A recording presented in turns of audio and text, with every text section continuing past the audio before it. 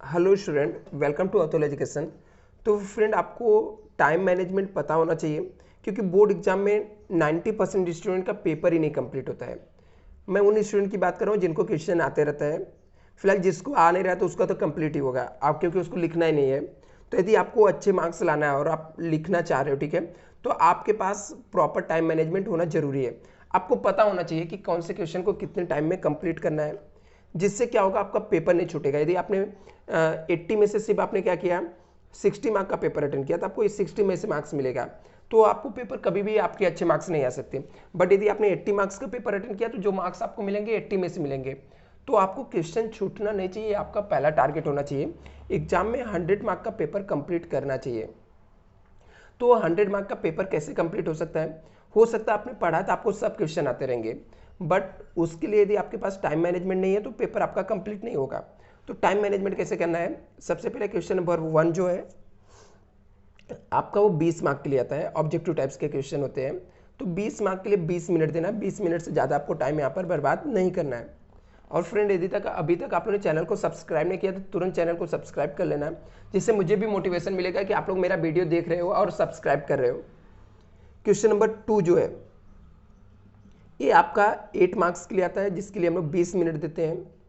Question number जो 3 है, एक क्वेश्चन नंबर 3 जो है आपका 6 मार्क के लिए आता है। इसके लिए आपको 15 मिनट देना है। केस स्टडी रहता है इसके अंदर। क्वेश्चन नंबर 2 में टर्म्स एंड कॉन्सेप्ट रहता है। 20 मिनट आपके लिए बहुत होता है क्योंकि 6 में से आपको सिर्फ 4 अटेंड करने होते हैं।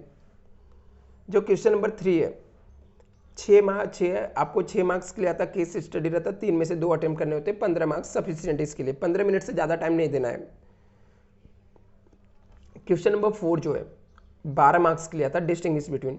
तो आपको इसके लिए ज़्यादा से ज़्यादा कितना, 30 मिनट देना है। 4 में से कितना, 3 अटेंड करना है। क्वेश्चन नंबर जो 5 है 8 मार्क्स के लिए रहता है। आंसर इन ब्रीफ आपको 15 मार्क्स के लिए रहता है। तो 3 में से आपको सिर्फ कितने अटेंड करने हैं, यहाँ पर 2 अटेम्प्ट करने होते हैं। आंसर इन ब्रीफ लिखना रहता है 15 मार्क्स के लिए। जो आपको यहाँ पे 8 रहेगा, 8 में से 8 मार्क्स के लिए आता है। क्वेश्चन नंबर 6 आपका जस्टिफाई करने के लिए आता है। 4 में से 2 आपको अटेम्प्ट करने होते हैं। 20 मिनट आपको देना। 20 मिनट में नहीं कंप्लीट हुआ तो नेक्स्ट क्वेश्चन पे आपको चले जाना है। क्वेश्चन नंबर जो 7 है 10 मार्क के लिए आता है, शॉर्ट नोट होता है। इसके लिए आपको 20 मिनट देना है। और एक लॉन्ग आंसर आता है जो कि 8 मार्क के लिए आता है, उसके लिए आपको 20 मिनट देना है। इस तरीके से यदि आप टाइम मैनेजमेंट करके प्रॉपर करोगे तो आपका टोटल जो पेपर है 160 मिनट्स में कंप्लीट हो जाएगा और आपके पास रहता है 180 मिनट्स। तो आपका 20 मिनट जो सेव होगा, बचेगा।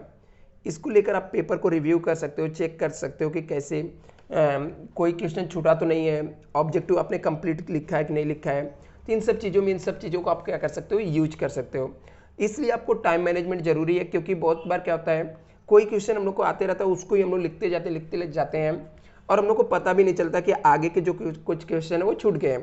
तो आपको टाइम मैनेजमेंट के लिए क्या करना चाहिए, प्रॉपर आपको जो टाइम मैंने अलॉट किया हूँ वो टाइम पे आपका क्वेश्चन कंप्लीट हुआ तो ठीक है, नहीं कंप्लीट हुआ तो नेक्स्ट क्वेश्चन पे मूव ऑन कर दो।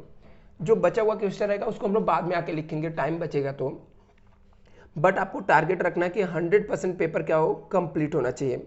और अच्छे राइटिंग से प्रॉपर तरीके से आप लिखना, क्योंकि एग्जामिनर पेपर चेक करते समय राइटिंग को भी कंसिडर करता है और आपने जो कॉन्सेप्ट लिखा वो तो कंसिडर किया ही जाता है।